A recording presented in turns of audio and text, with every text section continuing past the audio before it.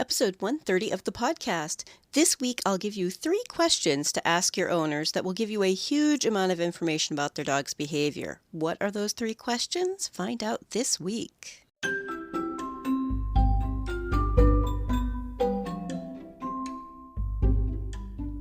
You're listening to the Creating Great Grooming Dogs podcast. I'm Chrissy Newmeyer-Smith. I'm a certified professional groomer, a certified behavior consultant for canines, a certified professional dog trainer, and the owner of Happy Critters in Nashua, New Hampshire. And this, my friends and colleagues, is the podcast where grooming and training meet. When I'm talking to a new customer, or sometimes even an old customer with a dog who's behaving differently from me, but anyway, when I'm talking to a new customer, or an old customer, I have 3 questions that I ask to find out more about the dog's behavior and what goes on at home.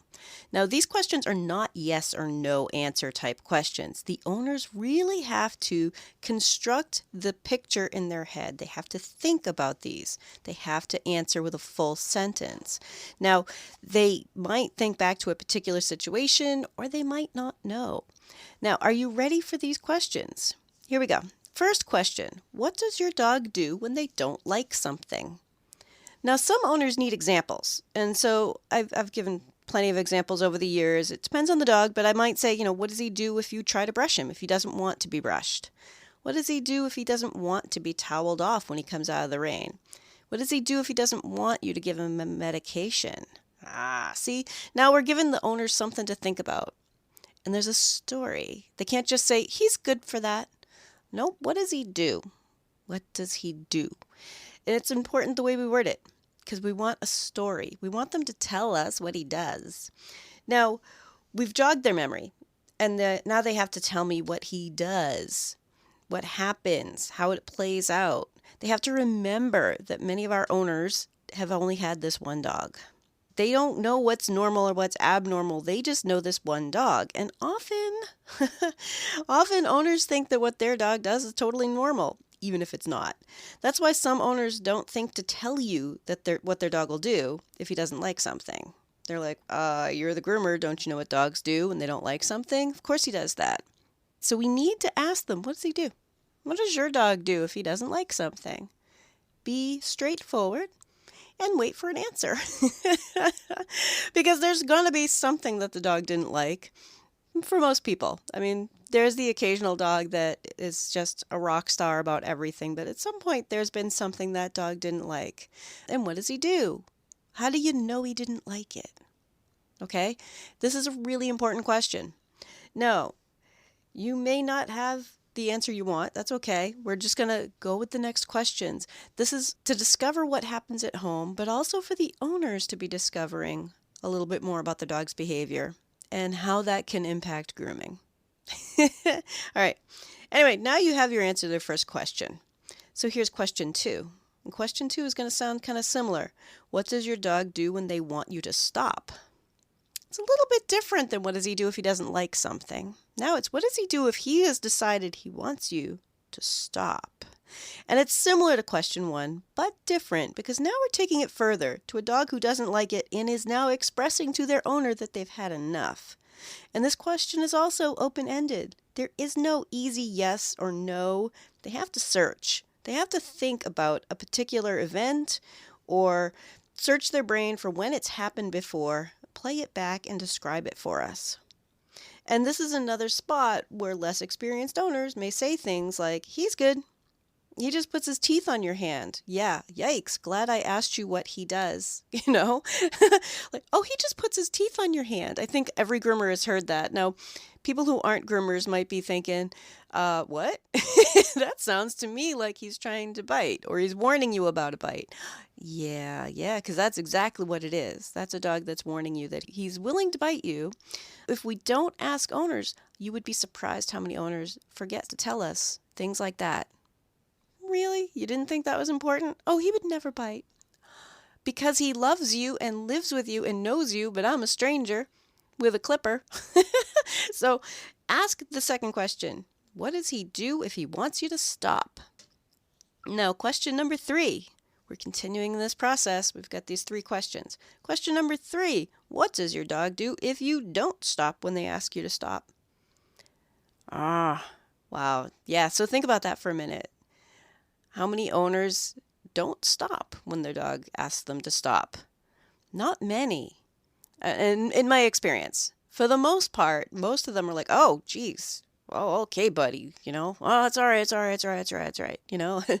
And so it's really rare that they have continued to press. So what does the dog do? Sometimes you're going to find out the owner doesn't know. They have no idea. They're like, well, why would I do that? He's asked me to stop, you know? Or they have pushed it and they're like, well, you're going to need a muzzle. Well, that's not a good answer for me. Like, I don't want to know that I'm going to need a muzzle. He hates this stuff and he's going to ask you to stop and he's willing to hurt you if you don't stop. Just put a muzzle on him and everything's going to be great, But because we've asked the 3 questions, we have them thinking about it. They are now disclosing to us, whether they realized it or not, the kind of experience that we might expect from their dog. So these 3 questions are really important so that we can get more information about what this dog is likely to do.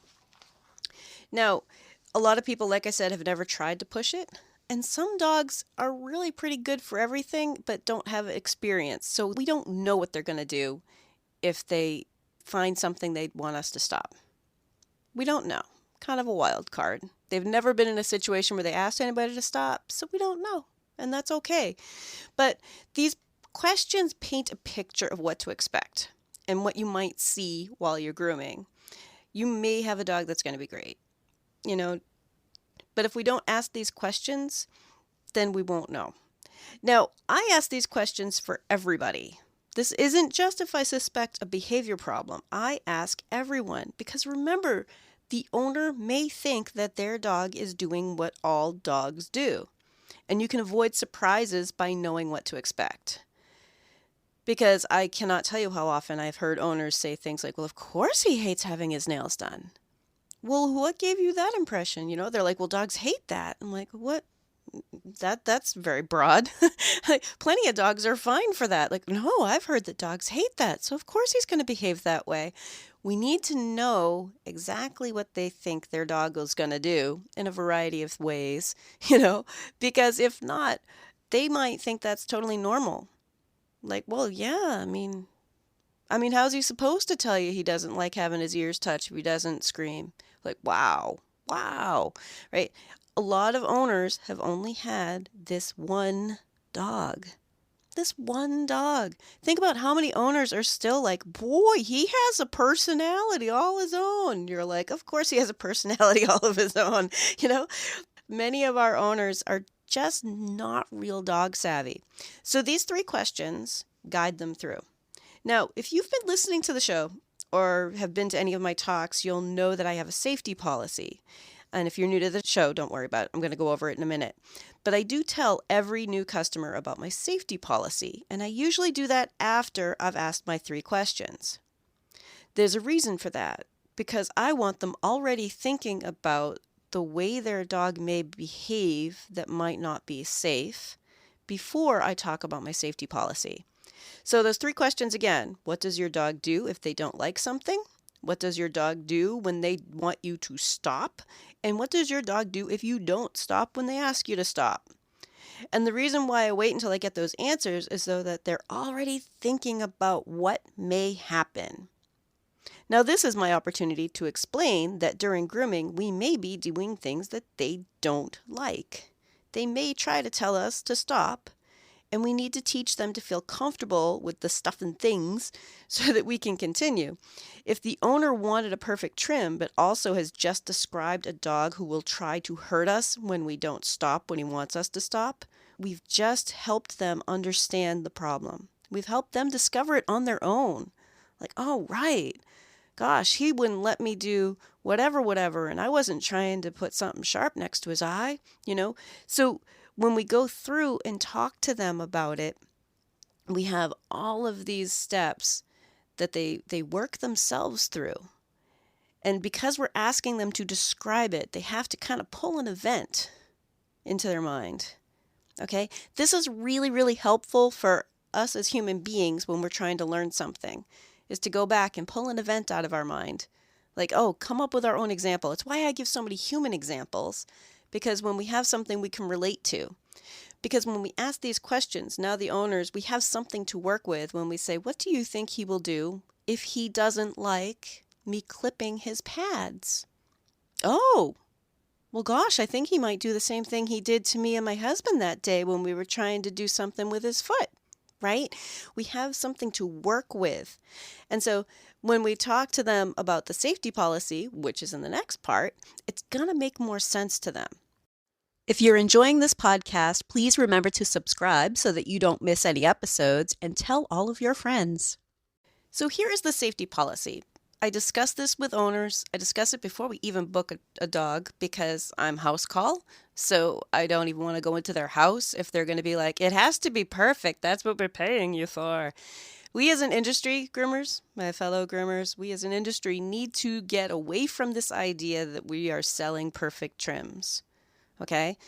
It can't fit in a box. It can't fit in a can. It can't be shipped. Trims and grooming sessions are very individual, and it's based on our time and our effort. Okay? So we need to get away from this idea that, like, it has to be perfect. That's what I'm selling. You're not necessarily selling perfect trims. We have a lot of dogs who are not well prepared for our services. Oh, what happened there? Yeah, a dog that's not well prepared for our services. These people are coming in with dogs that are not well prepared for what we need to do. And that's not our fault. Grooming's pretty much like, hey, we've been begging people to teach their dogs to be good for grooming. So it's not a new idea. Dog training's not a new idea. Every darn fool in the United States who gets a dog thinks, oh, most people take them to training. I wonder if I should do that too. So we need to think about, when we have a safety policy, we can talk owners through how we address safety problems and behavior problems, and that behavior problems are safety problems.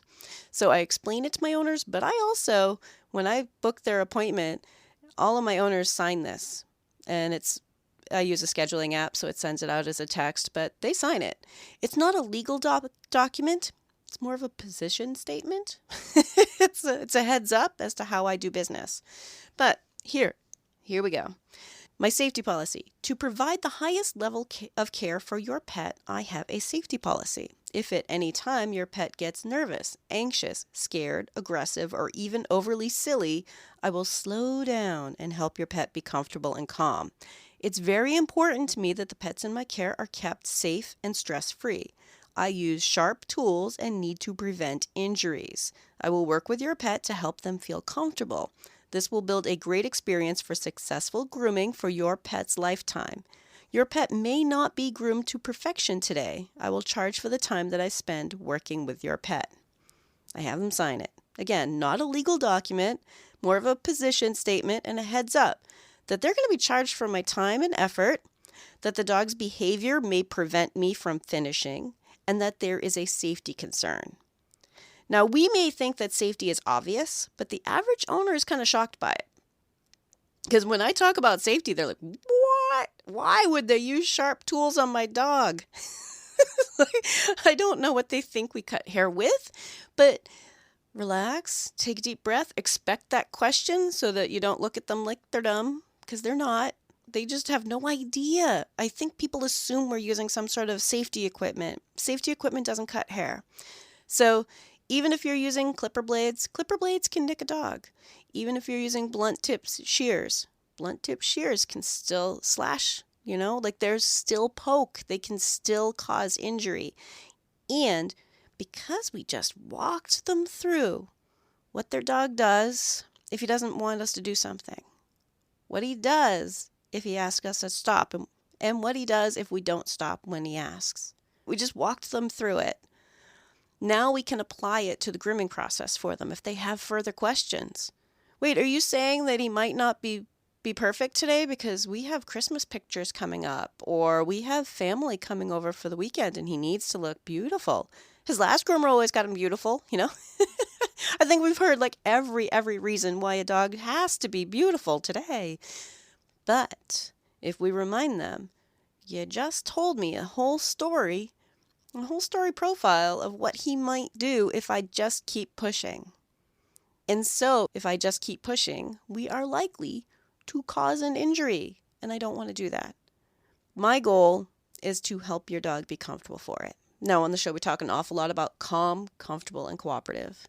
Now, if we also, in there, also wrote down in there that safety is important for your dog's lifetime, right? We can work with your dog to help them be comfortable for it so that we can have a lifetime of grooms that can be perfect. Because the dog who's good for it is a dog that we can do perfect trims on. And isn't that what we want to do? Oh my God. A dog who's calm, comfortable, and cooperative, understands all of our tools, knows what's happening, lets us do whatever we need to do, and we can just groom, right? That's the dog who's been prepped for our services. So I want you to be thinking about talking to owners after this. Like, we've asked them our 3 questions, we've presented a safety policy. There's more discussion probably, but you know what? A lot of the time that's when owners are like, oh gosh, that makes a lot of sense. Never thought about it, because they're not groomers. And many dog professionals who are not groomers haven't thought about it either. In fact, I will say, I used to be a vet tech, and I know so many people are teaching them to be good for the veterinarian, and that's great, but it's a different process than teaching them to be good for grooming. And I remember when I was a vet tech, trying to explain to them, I'm like, really?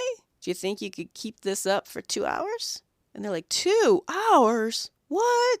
Like, yeah, because grooming doesn't take 5 minutes. We're not doing it in 5 minutes. Most of the things that we would do in the vet's office that are actually a challenge are probably a 5-minute challenge,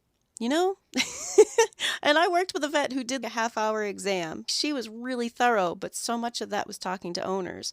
It wasn't a dog on the table being lifted and moved around and soaked and clippered and turned on a dryer and all this other stuff. It's a very different thing. So even other dog pros sometimes don't quite get it until we describe, so what do you think happens when we have to use clippers over his entire body?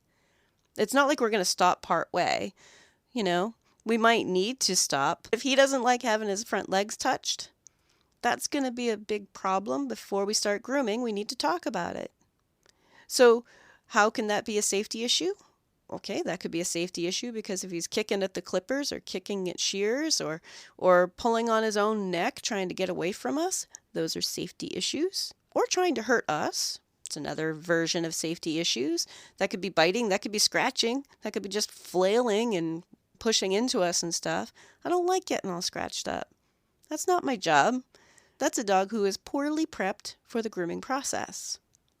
And to my animal colleagues who are not groomers, trainers, we need to be really thinking about the grooming process because it is really important in so many dogs' lives, especially with so many doodles out there. There are so many poodle mixes and they require a significant amount of grooming. So if we start thinking in terms of these dogs need to be prepped before they go to the groomer, it's not the groomer's fault. Not the groomer's fault. Groomers get thrown under the bus, and we are seeing dogs that are not well prepared for the kind of things that we need to do. So asking our 3 questions, what does your dog do if they don't like something? What does your dog do when they want you to stop? And what does your dog do if you don't stop when they ask you to? Our 3 questions, followed by a safety policy, makes it very, very clear. Expectations are very, very clear.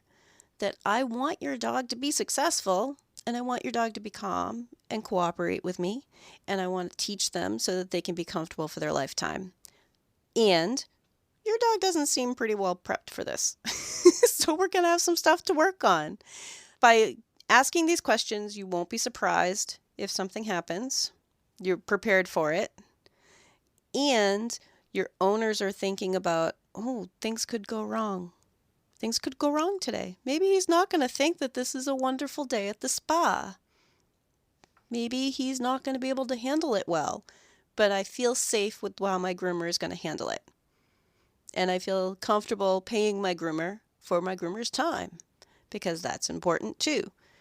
And we aren't going to get bullied by owners if we discuss it with them. And if they choose not to, goodbye. I'm sorry you feel that way. Right? We've already discussed all of the risks and what's likely to happen based on what you've told me. I'm sorry you feel that way. Bye. So the 3 questions will keep you out of trouble. They can really help keep everything under control, assess the dog, know what you're getting into, and have the right discussion with the owner. If you'd like more information, you can find me at chrissy@happycritters.net, happycrittersdogtraining.com, or you can join the Facebook group, Creating Great Grooming Dogs podcast, or the Facebook page, Creating Great Grooming Dogs. I really look forward to hearing from you. If you're ready to go beyond the podcast, and I hope you do, I've made it really easy for you. If you go to creatinggreatgroomingdogs.com and click on your next step, you'll see all of the options. There's the Scholar Lounge community, there's the Modern Grooming Professional certification, there's Master Canine Stylist and Professional Canine Stylist diploma testings, there's the Behavior Lab for coaching and private one-on-one sessions with me, and of course the Master Groomer Behavior Specialist program. So go to creatinggreatgroomingdogs.com and click on your next step.